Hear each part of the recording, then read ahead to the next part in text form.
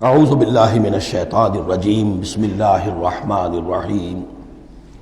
اب ایک اور معاشرتی مسئلہ آ رہا ہے، کیونکہ یہ جو اب چل رہی تھی، یوں سمجھیے نا کہ پورے عرب کے اندر اب تو بھٹی دہک گئی ہے، جنگیں ہو رہی ہیں، جگہ جگہ ہو رہی ہیں، مارکے ہو رہے ہیں۔ ہمارے پاس تاریخ میں جو لکھے آئے ہیں سیرت میں تو بڑے بڑے مارکے ہیں جن میں کہ حضور شریک رہے، لیکن یہ کہ یہ تو ایک یوں چومکھی سی جنگ تھی جو چل رہی تھی مسلمان۔ اس سے آپ کو اندازہ ہو رہا ہے ان آیات سے کہ اصل سچویشن جو ہے وہاں کی سوشل سچویشن اور ٹرائبل جو ان کا معاشرہ تھا اس میں کیا کیا پرابلمز تھے۔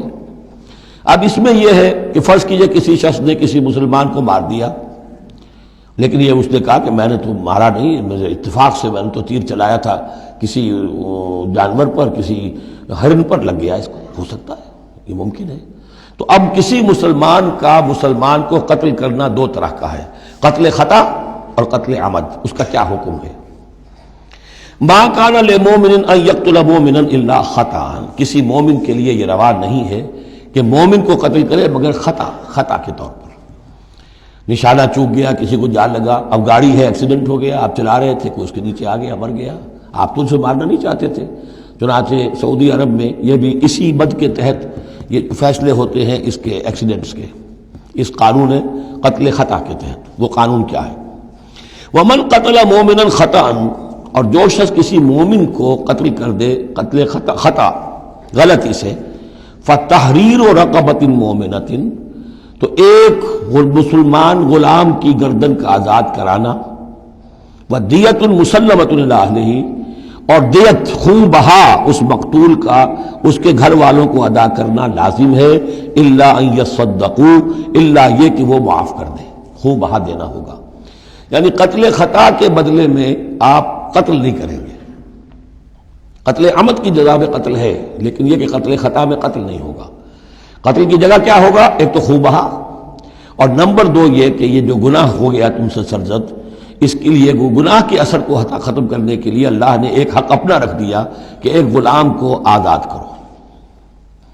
فَإِن كَانَ مِن قَوْمٍ عَدُوٍّ لَكُمْ، اور اگر وہ مسلمان تھا ایک ایسے قبیلے سے کہ جو تمہارا دشمن قبیلہ ہے، تھا مسلمان اور تمہارے ہاتھوں مارا گیا ہے غلطی سے، وَهُوَ مُؤْمِنٌ، تھا وہ خود مومن، فَتَحْرِيرُ رَقَبَةٍ مُؤْمِنَةٍ، تو پھر صرف ایک مسلمان آزاد کا ایک گردن چھڑا دینا کافی ہوگا، کیونکہ کافر قبیلے کا آدمی تھا، اب اس کو اگر دیت دی جائے گی تو کافر کو پہنچ گئی، وہ تو اس کے گھر والے کافر ہیں، دیت یہاں معاف ہو گئی، لیکن یہ ہے کہ اس کو جو ایک غلام کو آزاد کرنا جو اللہ کا حق تھا وہ برقرار رہے گا۔ وَإِن كَانَ مِن قَوْمٍ بَيْنَكُمْ وَبَيْنَهُم مِيثَاقٌ، اور اگر وہ ہو ایسے قوم سے، ایسے قبیلے سے کہ تمہارے اور اس کے درمیان، اس کے قبیلے کے درمیان معاہدہ ہے، فَدِيَةٌ مُسَلَّمَةٌ، تو پھر وہی حکم آ جائے گا کہ دیت بھی دینی پڑے گی، حوالے کرنی ہوگی، اِلَىٰ أَهْلِهِ، اس کے گھر والوں کی طرف، اس کے وارثوں کو، وَتَحْرِيرُ رَقَبَةٍ مُؤْمِنَةٍ، اور ایک مومن کی گردن، ایک مومن جو ہے کہ جو مومن غلام ہو اس کا آزاد کرنا بھی ہوگا۔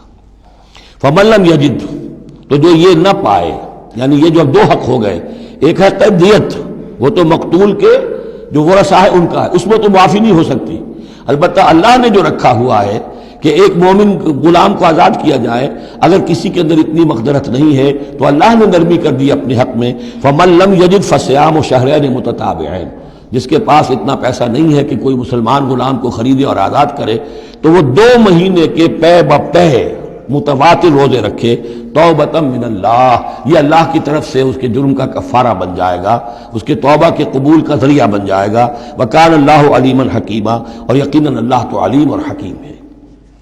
اب آ رہا قتل عمد، وَمَن يَقْتُلْ مُؤْمِنًا مُتَعَمِّدًا، اور جو کوئی قتل کرے گا کسی مومن کو جان بوجھ کر قتل عمد، فَجَزَاؤُهُ جَهَنَّمُ خَالِدًا فِيهَا، اس کا بدلہ تو جہنم ہے جس میں وہ ہمیشہ ہمیشہ رہے گا، وغضب اللہ علیہ، اور اللہ تعالیٰ کا غضب اس پر ہوگا، ولعنہ، اور اللہ نے اس پر لعنت فرمائی، وعد لہ عذاب عظیما، اور اس کے لیے بہت بڑا عذاب تیار کیا ہے۔ شروع میں آیا تھا کہ 2 چیزیں ہیں، حرمت جان، حرمت مال، معاشرے کی بنیاد اس پر قائم ہے، لہذا یہ کہ ایک مسلمان کا قتل کر دینا بھی اللہ کے ہاں کتنا بڑا ہے۔ آگے چل کر سورہ مائدہ میں اس سے بھی آگے آ گیا، فَكَأَنَّمَا قَتَلَ النَّاسَ جَمِيعًا، کسی ایک انسان کو ناحق قتل کر دینا بھی ایسے ہے جیسے کہ پوری نوع انسانی کو قتل کر دیا، اس لیے کہ تمدن کی جڑ کاٹ دی۔ اور اس سے اندازہ کیجئے ہمارے ہاں کتنا کچھ ایمان و اسلام ہے.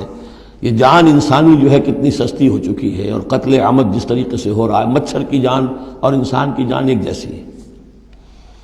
یا ایھا الذین آمنوا اذا ضربتم فی سبیل اللہ فتبینوا ولا تقولوا لمن القی الیکم السلام لست مؤمنا.